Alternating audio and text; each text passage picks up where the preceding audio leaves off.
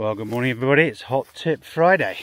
Hot Tip Friday is don't go to work, walk your dog. Walk your dog in a nice forest full of bluebells and then go and ride your bike. How about that for a tip? I'll take that one any day. Anyway, no, it's about the key. Hot Tip Friday is all about the new BMW key. This key that's so big it won't fit in your pocket this year. Keep watching.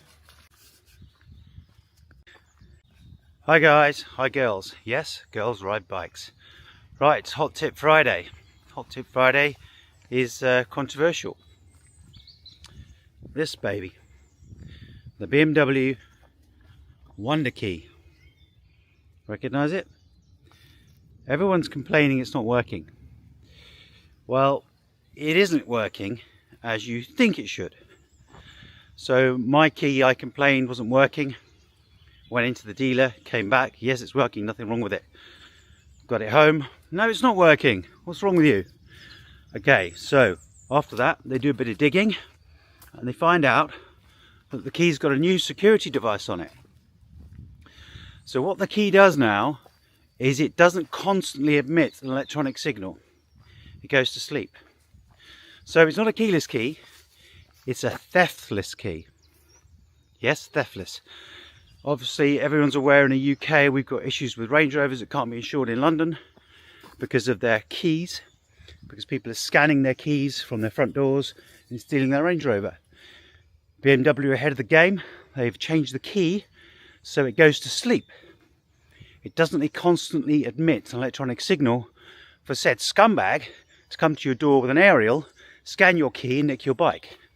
So that's the problem. Everyone's expecting the key to work as it did before, and it doesn't. So what you've got to do now is get the key out of your pocket, press the button, wake the key up, and then start the bike and put the key away. That way, when it's just inside your door at your house or in your pocket and you're in a queue and you've just left your bike, no idiot can come along, scan you, retrieve the code from your key that your key is constantly emitting, like all keys for the last 10 years, and steal your bike after they kick the ignition lock off. There you go, Hot Tip Friday. It's not a bad key, it's just been redesigned but no one's told us. I think this is probably lack of information directed at the salesman and wasn't passed on to the consumer. A very clever sensor in it. It's called a Pizzo sensor. It works on gyroscopic force.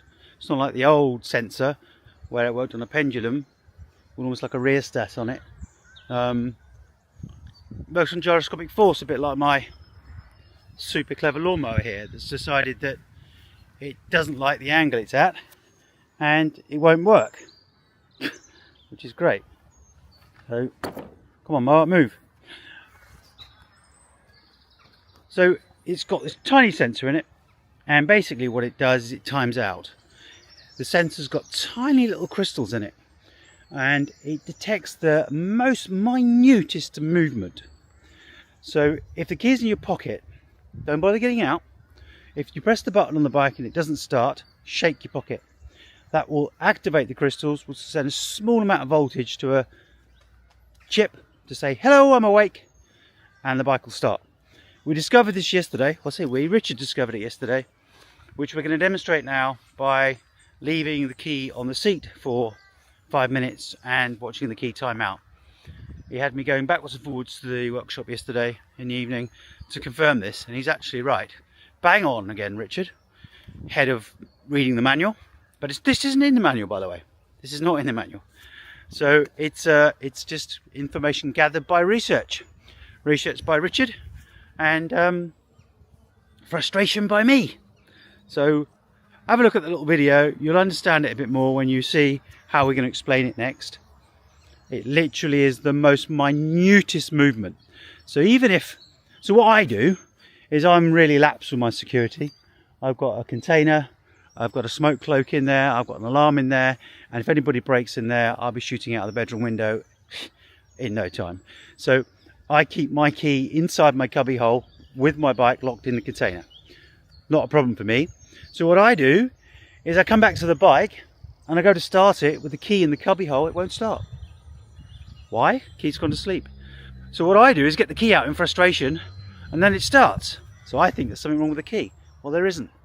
All you have to do, literally, and I'll prove it in a second, shake the bike. And it sounds stupid.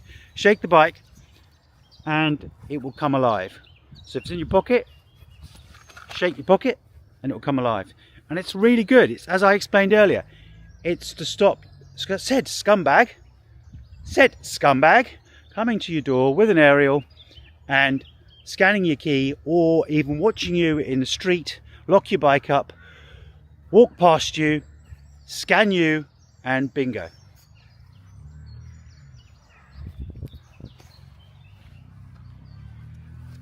Siri, call gate 2. What have we here? Calling gate 2. I hear a bike.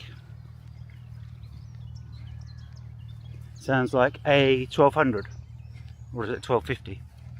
Is it Richard? No, Richard's on a 1300. No, cheeky customer. Right guys, signing off. Christ almighty, a bike and a bike. What's going on? If you come on that, you can go home. One proper bike and one slightly soft biker. Bike's been sat for a good 3 hours. Come up to it. Keys in there. Keys in there. Press it. Nothing happens. Red light. Shake light. Bike starts. The key has gone to sleep in there, so no one can scan it. And that is that. So there isn't anything wrong with the key. It's just new software that no one told us about.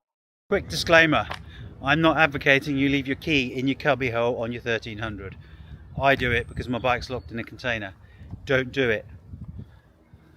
I can see the comments writing now. That moron leaves his key in his bike. No, I don't. I was just showing you the key works like that because it's been stationary for a while. Okay.